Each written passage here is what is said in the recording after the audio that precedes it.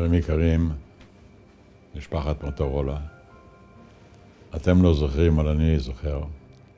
השם מוטורולה לפני 50 שנה, לפני שהקימו סניף בישראל, נשמע כמעט כמו עלייה לירח.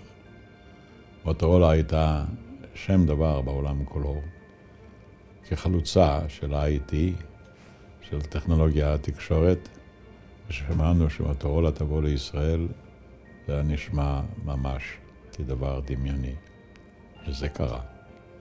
אני יכול להגיד שבמידה רבה מאוד מוטורולה הייתה החלוץ בכל התעשייה של הייטק בתחום התקשורת. ואכן הם באו בתל אביב, גם היו פרק זמן בערד, בנגב, ידעו קשיים, אבל גם ידעו להצטיין. אני זוכר שנפגשתי עם יושב ראש מועצת מוטורולה, הוא אמר לי בגאווה, ואני לא הסתרתי את גאוותי אני, שהסניף של מוטורולה בישראל הוא הסניף המצטיין בין כל סניפי מוטורולה בעולם. אז לא רק שבאה החדשנות, באה גם הצטיינות. כמובן מוטורולה, כמו כל חברה אחרת, עברה גם קשיים, אבל אף פעם לא נכנעה, אף פעם לא ויתרה. תמיד טיפסה למעלה. היום, ביום חגכם, אני אומר לכם, אתם רשאים להתגאות, יש במה. זו הייתה פריצת דרך, בתנאים חדשניים לגמרי, שאין לנו מושג עליהם.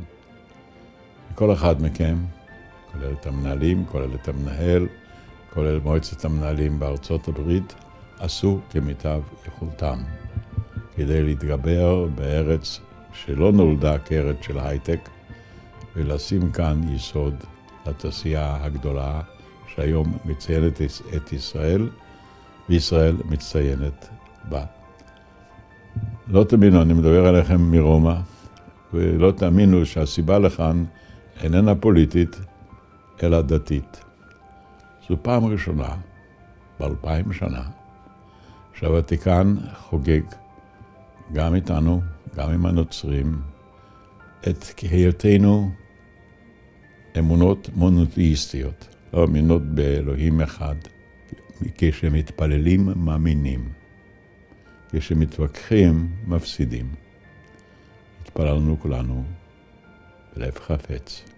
בחיי לא העליתי שיבוא יום שאני אשב כיהודי, כציוני, בתוך חצר הוותיקן, ונתפלל ליחד, כאשר ניתן את זכות האבות לאבות אמיתיים, ואת הצורך להיות אחים לכל המשפחה כולה. קבלו גם ברכה זו, מפני שגם הרוח היא חלק מההייטק. אין הייטק ללא אמונה, אין מדע ללא אמונה. היטב ברכותיי לכם, לבני המשפחה, ואני יכול להגיד גם תודת האומה ניתנת לכם עבור מפעל חיים נהדר כזה. היו ברוכים.